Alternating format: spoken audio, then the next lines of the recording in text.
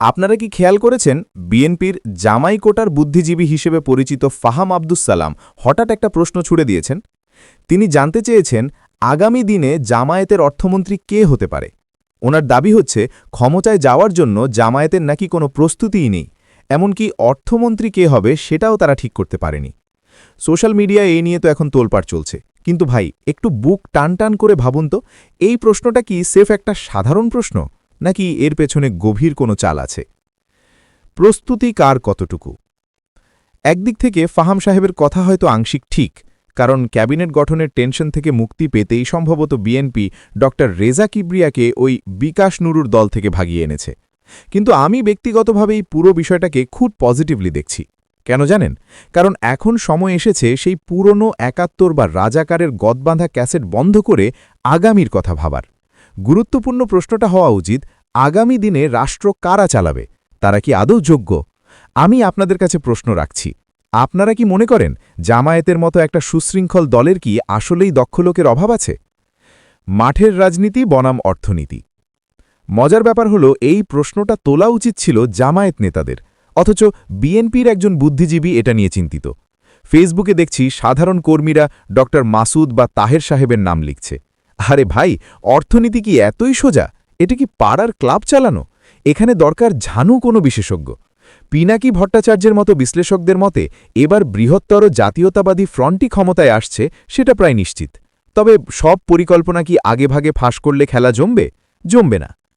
আসলে ক্যাবিনেটে যোগ্য প্রার্থী নিয়ে জামায়াত বা ভবিষ্যৎ জাতীয় সরকারের চিন্তার কিচ্ছু নেই।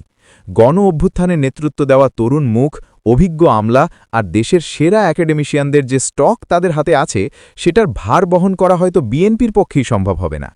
বিশ্বজুড়ে ছড়িয়ে থাকা হাজার হাজার সাবেক শিবির নেতা, যারা এখন বিশ্বমানের পেশাদার, তারা কিন্তু দেশের জন্য মুখিয়ে আছে। একটা ছোট কুইজ। আচ্ছা, আপনাদের কাছে একটা কুইজ দিই, ঝটপট কমেন্ট করবেন কিন্তু।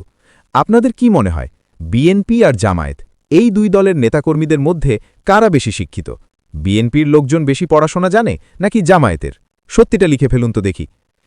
নেতৃত্বের দৌড়ে কে কোথায় আছে? এখন আসি আসল কথায়। অর্থমন্ত্রীর আগে তো দরকার প্রধানমন্ত্রী। ধরুন কালই নির্বাচন হলো, বিএনপি থেকে তো তারেক রহমানের নামই আসবে, তাই না? আমি কাউকে ছোট করছি না, সির্ফ ডাটা দিচ্ছি।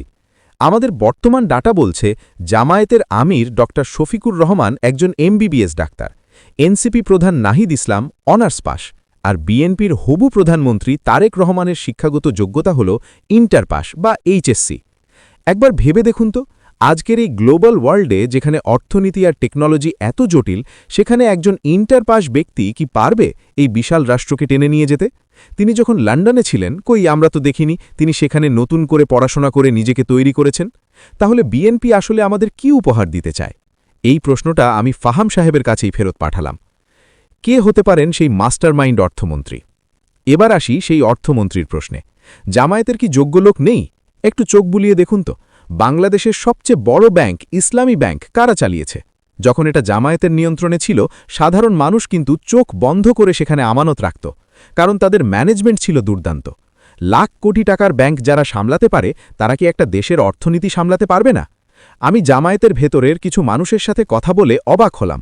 তাদের হাতে নাকি ৩ লেভেলের যোগ্য লোক রেডি আছে। এমনকি এমন অনেক আমলা বা সাবেক সচিব আছেন যারা পরিচয় লুকিয়ে প্রশাসনের ভেতরেই ছিলেন। আর বিশেষজ্ঞের কথা বলছেন, ড কবির আহমেদ সরকারের নাম শুনেছেন? ওনার প্রোফাইল দেখলে আপনার চোখ কপালে উঠে যাবে। তিনি আমেরিকার বিশ্ববিদ্যালয়ের প্রফেসর এবং ইসলামিক ইকোনমিক্সে সারা বিশ্বের সেরা ৫ জনের একজন। গুগল স্কলারে ওনার সাইটেশন প্রায় ৪৬,০০০। একবার ভাবুন, এরদোয়ান যখন তুর্কি অর্থনীতির জন্য বিশ্বের সেরা মাথাদের ডাকেন, তখন সেখানে এই বাংলাদেশি মানুষটিও ডাক পান। জামায়াত যদি ওনার মতো কাউকে অর্থমন্ত্রী হিসেবে পায়, তাহলে বাংলাদেশের অর্থনীতি কি স্রেফ বদলে যাবে না, রীতিমতো উড়বে। উপসংহার। একসময় বিএনপির সাইফুর রহমান ছিলেন, তিনি দেশের জন্য অনেক করেছেন, কিন্তু এখন বিএনপিতে সেই লেভেলের কে আছে? ফাহাম সাহেব হয়তো জামায়াতকে খোঁচা দিতে চেয়েছিলেন, কিন্তু ইতিহাস বলছে বিএনপি যখন দুর্নীতিতে চ্যাম্পিয়ন হয়েছিল, তখন জামায়াতের ২ মন্ত্রীর নামে কি কোনো দুর্নীতির দাগ লেগেছিল? লাগেনি। এটাই হলো আসল পার্থক্য। আমাদের দরকার এমন একজন অর্থমন্ত্রী যিনি শুধু স্বপ্ন দেখাবেন না, বরং তুরস্কের আলী বাবাজানের মতো অর্থনীতিকে কয়েক গুণ বাড়িয়ে দেবেন। আগামীর বাংলাদেশে আমরা কি এমন শিক্ষিত আর দক্ষ নেতৃত্ব দেখতে পাব না? আপনাদের মূল্যবান মতামত অবশ্যই জানাবেন। ভিডিওটি ভালো লাগলে লাইক দিন এবং এই ধরনের আরও বিশ্লেষণমূলক ভিডিও পেতে আমাদের চ্যানেলটি এখনই সাবস্ক্রাইব করে রাখুন। দেখা হবে পরের ভিডিওতে। আল্লাহ হাফেজ।